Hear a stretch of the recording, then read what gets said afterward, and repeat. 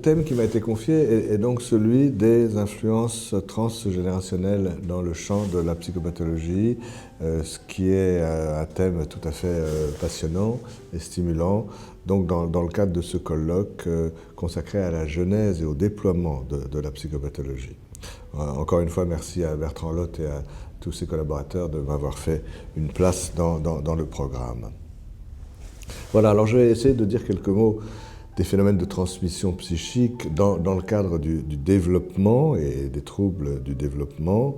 Et quand j'évoque le thème de la transmission, je repense toujours à cette phrase de Goethe que citait souvent Serge Lebovici, « Ce que tu as hérité de tes pères, conquiers-le ».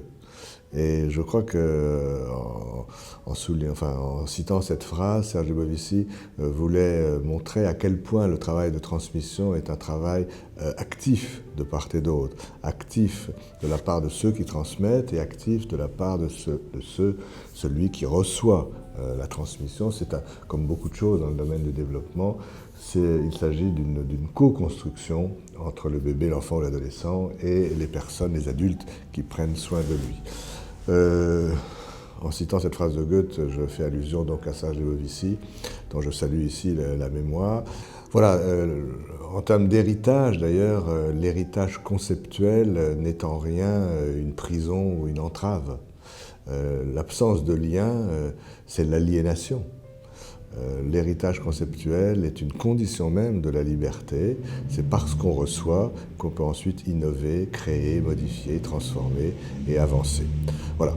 En ce qui me concerne, je crois que beaucoup le savent, dans mon trajet professionnel, c'est Michel Soulet d'abord et Serge Lebovici ensuite qui m'ont beaucoup transmis. Voilà, et cet héritage, si je peux employer ce mot-là, eh bien, ça aura été une des conditions de ma propre liberté, et je les en remercie très, très profondément. Alors, quand on pense donc à la transmission, au phénomène de transmission, tout de suite se pose la question de l'altérité. On ne peut pas se développer, se construire, grandir sans emprunter quelque chose à l'autre. Et évidemment, l'altérité, il s'agit d'emprunter à l'autre sans sombrer dans l'aliénation. C'est cette juste distance entre l'aliénation et l'altérité qui est bien sûr au cœur de nos réflexions. On parle parfois de transmission, on parle souvent même de transmission transgénérationnelle, mais aussi parfois de transmission intergénérationnelle. Et peut-être je vais commencer par quelques très très rapides rappels terminologiques. Ensuite, quand on parle vite, on peut dire transgénérationnel, mais c'est important, je crois, d'avoir la distinction en tête. Une distinction qu'on doit d'abord à Nicolas Abraham et Maria Torok, et puis ensuite Serge Tisseron a repris aussi cette distinction. La transmission transgénérationnelle est une transmission descendante, du passé vers le présent, des générations en amont vers les générations en aval. Elle peut concerner des générations qui ne sont pas contemporaines, des phénomènes de transmission qui s'ancrent dans un passé lointain, et de ce fait, c'est une transmission qui passe essentiellement par la parole, les faits de parole, c'est-à-dire ce qui est dit, ce qui est interdit, dit entre les lignes, ce qui est non dit, non symbolisé du tout, etc. C'est une transmission descendante et souvent reconstruite, parce que s'il s'agit de générations déjà disparues, évidemment, ce ne sont pas des faits de transmission qu'on peut observer. En revanche, et plus récemment, le concept de transmission intergénérationnelle s'est développé, et lui, il concerne des générations contemporaines, enfants, parents, grands-parents, à peu près. C'est une transmission qui est davantage observable dans les interactions, puisqu'il s'agit de personnes contemporaines vivant ensemble, enfin en interaction en tout cas, et de ce fait, elle peut passer par la parole, bien entendu, mais elle peut aussi passer par tout ce qu'on appelle les interactions comportementales, et c'est une transmission qui peut être à double sens, j'y reviendrai, non seulement des parents ou des grands-parents vers l'enfant, mais aussi de l'enfant vers les parents et les grands-parents. Voilà, alors qu'il s'agisse de transmission trans ou intergénérationnelle, en tout cas, la transmission psychique peut porter sur du matériel psychique effectif, fantasmes, sensations, perceptions, langage, mais les phénomènes de transmission peuvent aussi porter sur des phénomènes en creux, sur des choses qui ne sont pas transmises. Et là, c'est un chapitre passionnant de la question de la transmission. Comment se transmet quelque chose sur les faits non transmis objectivement. Les phénomènes de transmission, comme tout, sont pris dans les tensions, les conflits entre pulsions de vie et pulsions de mort. Il y a une transmission structurante et nécessaire du côté des pulsions de vie. Encore une fois, on ne peut pas se construire sans emprunter quelque chose à l'autre, mais il y a des phénomènes de transmission qui sont évidemment entravants, délétères, destructifs. C'est vrai pour tout, il y a des identifications aliénantes et des identifications structurantes, il y a la séduction peut être traumatique ou initiatique, les deuils peuvent être normaux ou pathologiques, enfin la liste serait infinie. Les phénomènes de transmission n'échappent pas à ce conflit pulsionnel ambivalentiel primaire. La transmission peut être du côté de la vie ou du côté de la mort, de la liaison ou de la déliaison. Et nos interventions thérapeutiques dans ce domaine-là ont souvent pour objectif de transformer des obstacles, des empêchements, des échecs de la transmission, d'une transmission plutôt mortifère, de les transformer en une transmission vitalisante, vivante, du côté de la liaison et de la vie. Alors, en ce qui concerne le traumatisme, sans refaire tout un exposé sur la théorie du traumatisme, je voudrais dire aujourd'hui qu'on avance peu à peu vers une théorie du traumatisme en 3 temps. Freud a beaucoup insisté sur une théorie du traumatisme en 2 temps, une scène originaire et une scène de réactivation. C'est l'histoire d'Emma dans sa correspondance avec Fliss. Il l'avait élaborée donc pour les adultes. Elle a déjà suscité beaucoup de réflexions pour pouvoir être utilisée chez les enfants, chez les très jeunes enfants, voire chez les bébés. Et Freud, c'est vrai que Freud, pendant un temps de son travail, avait insisté sur l'espace de temps suffisamment important qui doit s'interposer entre la première scène et la deuxième scène du traumatisme, pour qu'entre-temps, le psychisme de l'enfant, son appareil neuropsychologique, se soit suffisamment transformé pour pouvoir réinterpréter en termes différents les éléments de la première scène. Au début, il pensait même que le premier temps devait être pré-pubertaire et le deuxième temps péri- ou post-pubertaire, comme c'était d'ailleurs le cas pour Emma. Au fil de son œuvre, ensuite, Freud a raccourci en quelque sorte ce délai intermédiaire et il a été amené à penser que les 2 temps du traumatisme pouvaient être pré-pubertaires dans la petite enfance et dans l'enfance. En ce qui concerne le bébé, en France, c'est surtout René Diatkine qui nous a beaucoup apporté, avec cette idée que s'occuper des bébés pouvait être psychanalytique. S'occuper de bébés ne nous impose aucun renoncement particulier à nos repères psychanalytiques habituels. S'occuper de bébés ne nous empêche pas de faire référence à la théorie des pulsions si on en éprouve le besoin, ne nous oblige pas à renoncer à la théorie de l'étayage, loin de là. Mais même la théorie de l'après-coup peut être utilisée chez le bébé, soit en contractant les 2 temps du traumatisme de manière très serrée dans la période des interactions précoces, soit en dilatant les 2 temps du traumatisme, le premier temps pouvant se situer dans l'histoire des parents, de la mère ou du père, bien en amont de l'enfant, et ce qui se passe avec l'enfant pouvant être un deuxième temps réactivant quelque chose dans la dynamique psychique des parents. Mais René Diatkine a proposé aussi autre chose qui est tout à fait fondamentale, qui est que le premier temps de cette théorie du traumatisme, quand on l'utilise chez le bébé, pouvait être un temps en creux. C'est intéressant de rappeler que quand on pense à l'histoire de la psychanalyse pendant le cours du XXe siècle, on peut dire que, grosso modo, que de 1900 à 1950, il y a une première période de la psychanalyse, celle qui a été vraiment défrichée par Freud, qui est centrée sur la théorie des pulsions, qui est centrée sur les orifices corporels, avec les pulsions partielles, orales, anales, phalliques, et qui est centrée sur la question des traumatismes par excès d'excitation. Et puis, à partir des années 50, avec l'arrivée de l'école kleinienne et post-kleinienne, on voit les choses se centrer un peu différemment. La théorie des pulsions n'est pas abandonnée, mais émerge la théorie des relations d'objets, le rôle de l'autre dans l'organisation de la différenciation psychique du sujet. Les orifices sont peut-être un peu moins au premier plan, et c'est les enveloppes qui prennent le devant de la scène, avec les travaux d'Esterbeek en Angleterre, puis de Didier Anzieux, de Didier Houzel, de Geneviève Hague en France. Et émerge un intérêt pour les traumatismes, non plus tellement par excès d'excitation, mais par défaut d'excitation. La faillite, les faillites du holding initial, les défauts de contenance primordiale et tout ce qu'on a pu appeler ensuite la clinique du vide. Voilà, alors évidemment, ces deux approches peuvent être très aisément dialectisées.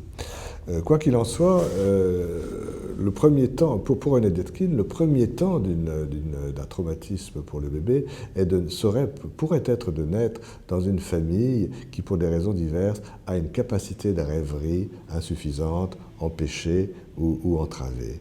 Bien sûr, la question des carences, bien sûr, la question des dépressions maternelles, post-natales par exemple, tout ce qui fait qu'un groupe familial qui accueille un enfant n'a pas ou n'a plus les capacités de transformation, celles que Bion a mises en avant dans son modèle. Et pour René Detkin, le premier temps du traumatisme pouvait ainsi être un temps en creux, dès la naissance du bébé, et par insuffisance de capacité de rêverie ambiante, le bébé ne peut pas lui-même intérioriser une capacité de rêverie suffisante, et tout traumatisme par excès ultérieur pourra être joué comme un phénomène de décompensation, le bébé n'étant pas armé, en quelque sorte, pour pouvoir l'élaborer et le métaboliser. Et aujourd'hui, notamment à la suite des travaux de Jean Bergeret chez l'adulte, on insiste, et de Sylvain Missonnier chez le fœtus, on insiste de plus en plus sur la possibilité d'un troisième temps prénatal, parce que toutes les grossesses, on le sait bien, ne se passent pas de la même manière. Il y a des grossesses harmonieuses, il y a des grossesses disharmonieuses.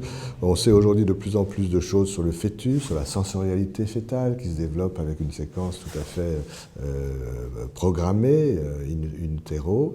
Et il est tout à fait pensable que les premières inscriptions sensorielles prénatales d'un fœtus soient à premier temps de difficultés. Le deuxième temps étant la rencontre avec une famille justement en insuffisance de capacité de rêverie et qui ne permet pas au fœtus de retransformer ses impressions sensorielles prénatales en quelque chose de plus apaisé, de plus tranquille. Et donc après, l'ouverture sur un troisième temps traumatique. Donc là, il me semble qu'on a bien, dans le développement et dans la psychopathologie, avec cette théorie d'un traumatisme en trois temps, on a bien quelque chose d'un lien entre la transmission et le développement, puisque la qualité de la grossesse physique, sur le plan physique et sur le plan psychique, dépend bien sûr du fonctionnement parental, de la dynamique psychique parentale qui se met en place pendant la grossesse, et des avatars, des difficultés à ce moment-là.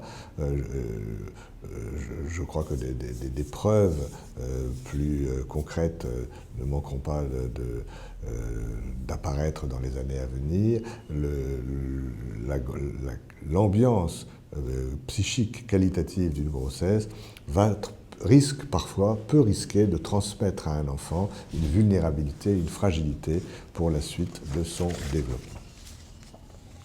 Je voudrais maintenant insister sur le fait que, comme je le disais en introduction, la transmission intergénérationnelle est une transmission qui se joue à double sens. Des adultes, bien sûr, vers l'enfant. Je vais peut-être me centrer davantage sur le bébé. Des formations professionnelles obligent, mais aussi du bébé vers les adultes. C'est vraiment tout à fait important. Et déjà, quelqu'un comme Bion insistait sur la réciprocité, la mutualité des identifications projectives normales. Alors, ceci appelle un petit commentaire. Quand je dis mutualité et réciprocité, je n'oublie pas tout ce que Jean Laplanche nous a appris quant à la situation anthropologique fondamentale. Pour lui, la situation anthropologique fondamentale tient à la rencontre dans l'espèce humaine d'un bébé et d'un adulte, d'un dispensateur de soins, d'un caregiver, beaucoup plus en avance sur le plan de sa différenciation que le bébé. Le bébé humain est très néotène, le bébé humain naît très immature du point de vue physiologique, même quand il naît à terme. Son cerveau n'est pas fini, son corps, bien sûr, n'est pas achevé dans sa maturation. Il y a beaucoup plus d'écart entre le bébé humain et les adultes humains que dans les autres espèces. Chacun a en tête ces images très touchantes des petits poulains qui, dès la naissance, commencent à se lever, marcher, boire et manger, les petits veaux. Un bébé humain, non.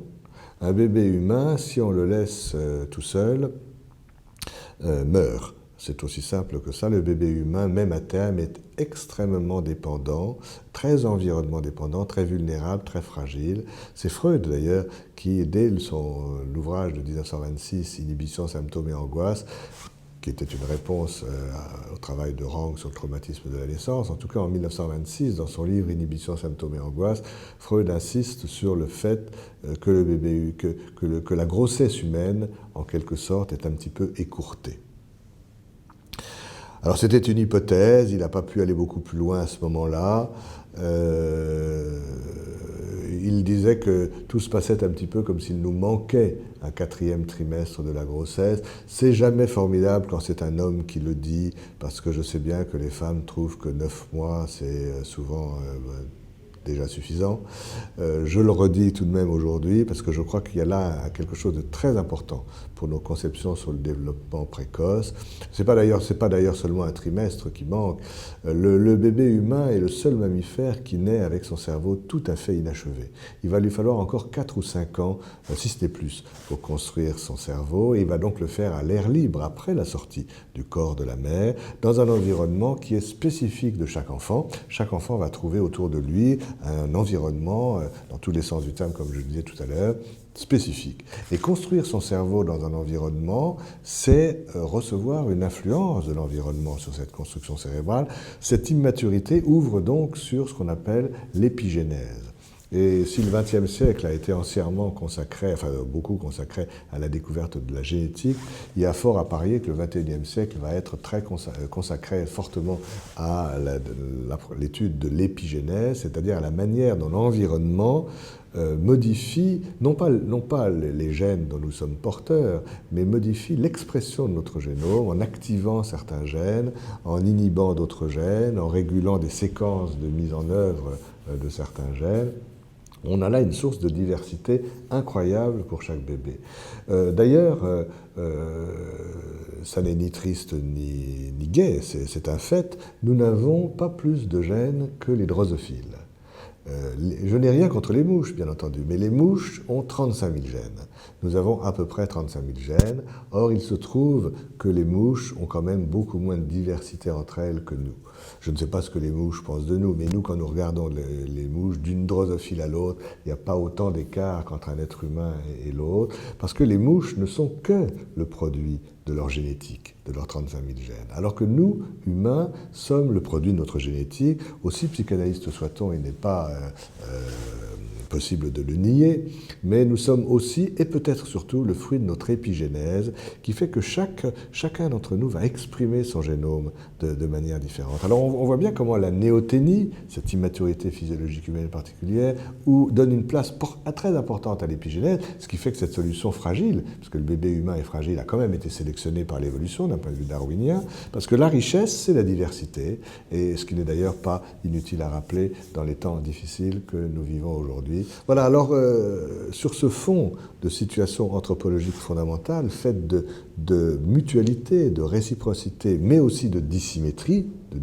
très forte dans l'espèce humaine, alors Bion avait, je reviens à Bion avait parlé de ces identifications projectives réciproques, identifications projectives normales, qui n'avaient rien à voir avec les identifications projectives kleiniennes, qui elle était plus du côté de la défense et de l'expulsion du mortifère dans la tête de l'autre. Pour Bion, les identifications projectives sont du côté d'une communication réciproque, préverbale, physiologique, naturelle, très forte, très étroite entre mère et bébé.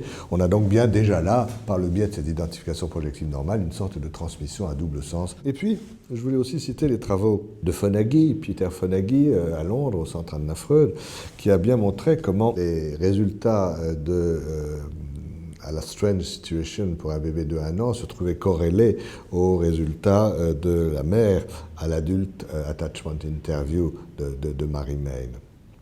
Et quand on est tombé sur ce résultat assez particulier qui montrait que quand une mère est sécure à l'adulte attachment interview, dans 80% des cas, elle va avoir un bébé sécure à la strange situation. Et pareil, ou à peu près pareil, 83% pour les mères insécures à l'adulte attachment interview qui ont un bébé insécure à la strange situation. C'est vrai qu'il y a eu un moment un petit peu de désarroi quand on venait nous dire que de toute façon 80% de mères sécures ont un bébé sécure et 80% de mères insécures ont un bébé insécure. Où était alors notre marge de manœuvre thérapeutique?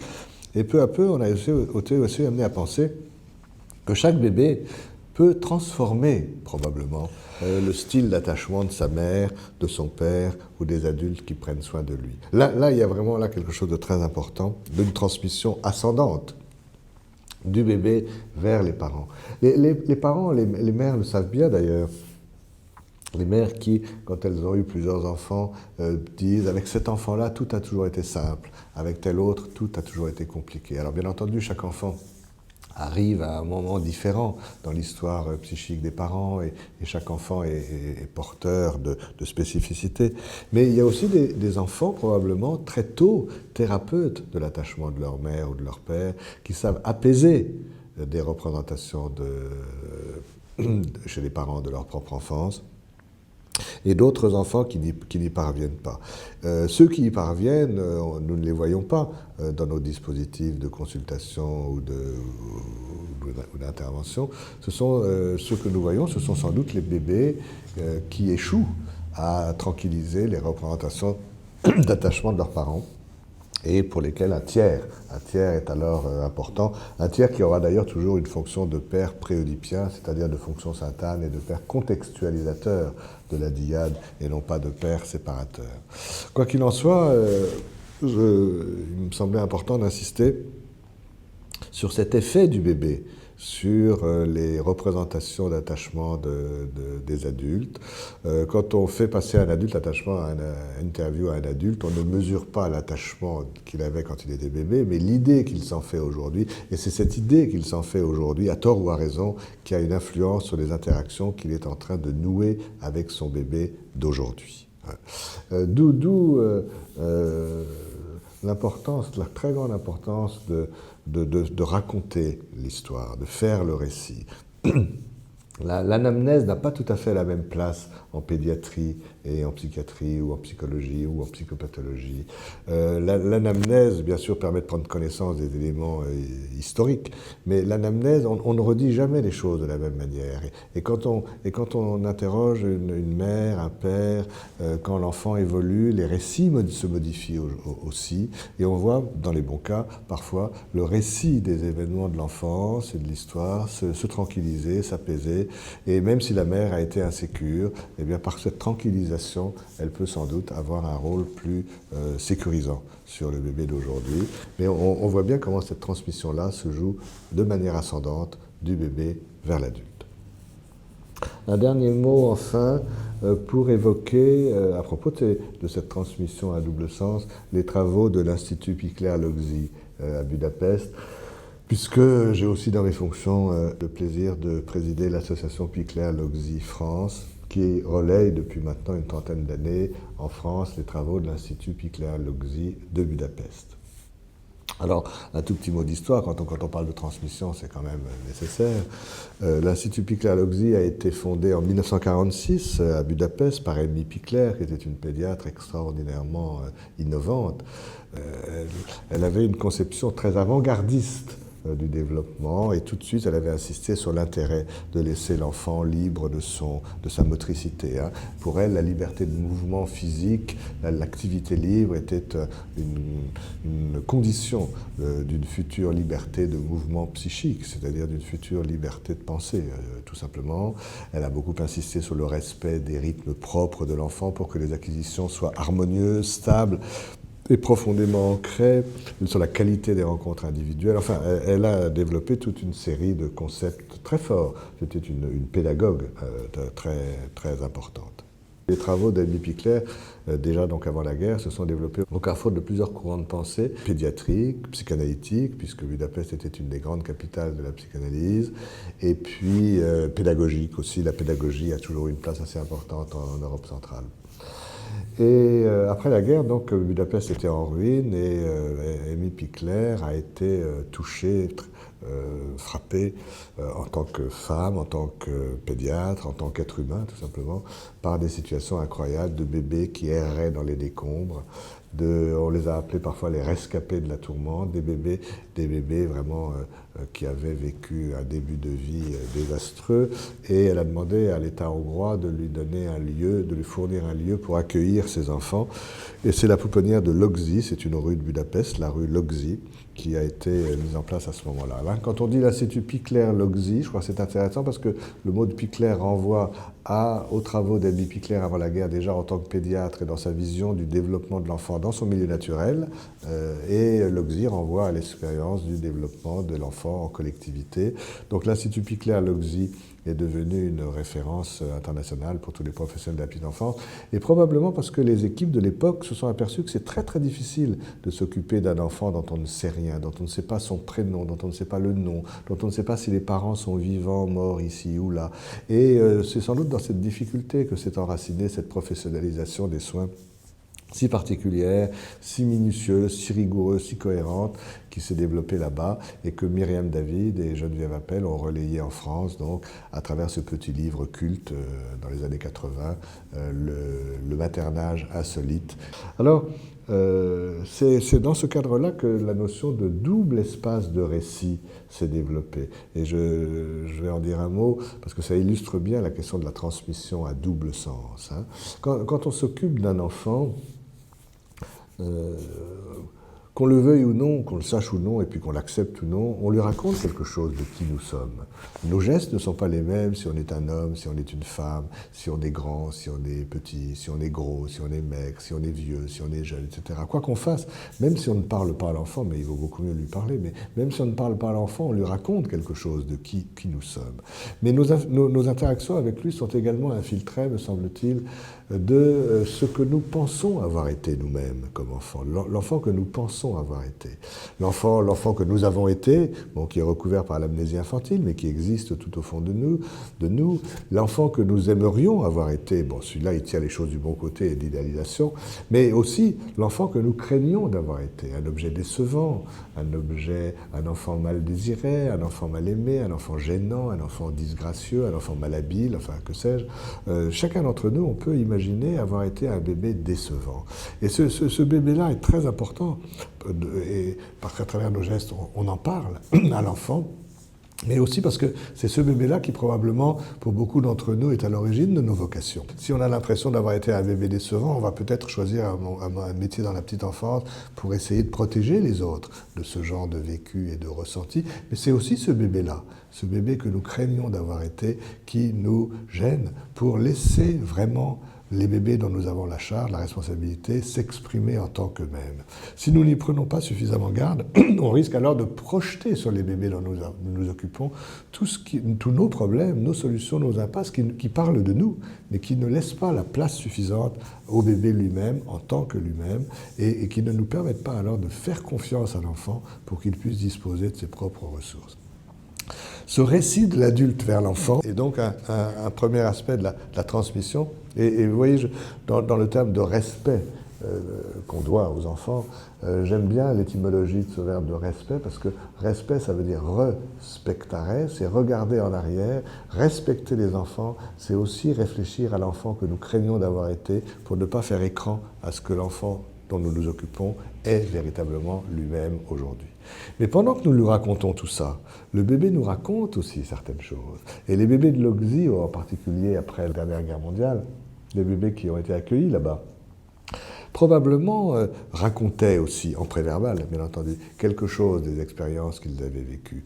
Les auxiliaires de la pouponnière de l'Oxy, là-bas on appelle cela des nurses, les nurses qui faisaient un énorme travail de réflexion sur leur propre pratique, disaient bien que chaque bébé avait une influence sur elles. Tel bébé les rendait un petit peu plus intenses, tel bébé un peu plus douce, tel bébé un peu plus rapide, tel bébé un peu plus lent. Et ces modifications que les bébés impulsent, injectent dans le style interactif des adultes qui prennent soin d'eux, sont probablement pour eux une façon de raconter quelque chose. Parce que les bébés s'accrochent à ce qu'ils ont connu. Et là, on a vraiment quelque chose d'assez pathétique dans le développement ou les troubles du développement. C'est qu'on s'accroche à ce qu'on a connu. L'angoisse de l'inconnu est la plus forte de toutes dans l'espèce humaine. L'angoisse de l'inconnu a été explorée en particulier par Guy Rosolato il y a quelques temps en France, quelques années en France. L'angoisse de l'inconnu est plus forte que la promesse que la promesse de quelque chose de meilleur. Hein. Ces enfants avaient vécu des choses terribles, ils étaient accueillis dans cette pouponnière par des adultes bienveillants, mais quelque part, ce qu'ils connaissaient, au fond, c'était les carences d'amour, les carences de soins, les carences alimentaires, les carences d'attention, et pour eux, il y avait cette tendance, c'est une sorte de compulsion de répétition, une tendance au masochisme aussi, si on veut dire ça comme ça, à retrouver dans les nouveaux adultes quelque chose des souffrances qu'ils avaient vécues avec les adultes précédents. Cette tendance à la répétition est vraiment quelque chose de très profond. Même des écrivains ont très bien senti ça. Je pense aux très belles interviews de Jean Giono sur la douleur. Et à propos de la douleur physique, il a même pu dire que le scandale de la douleur, c'est que même la douleur peut devenir familière. Je crois qu'il se passait quelque chose comme ça pour ces bébés accueillis à l'Oxy, et qui se passe aussi dans toutes les institutions qui accueillent les enfants maltraités et qui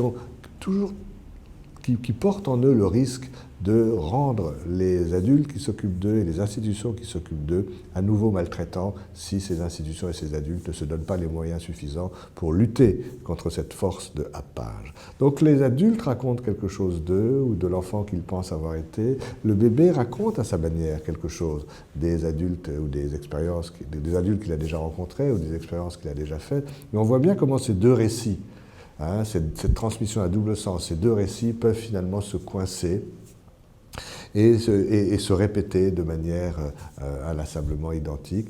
Dans ce cas-là, nos interventions thérapeutiques ont justement pour objectif d'amener du nouveau, de créer un espace de développement, d'apporter un certain degré de liberté développementale pour qu'une troisième histoire puisse être co-construite entre les bébés, les enfants et les adultes, une troisième histoire qui s'ancre bien sûr dans l'histoire de chacun, mais qui soit une co-construction nouvelle et qui puisse ouvrir sur une plus grande liberté donc au niveau du devenir et de la croissance et de la maturation psychique de l'enfant.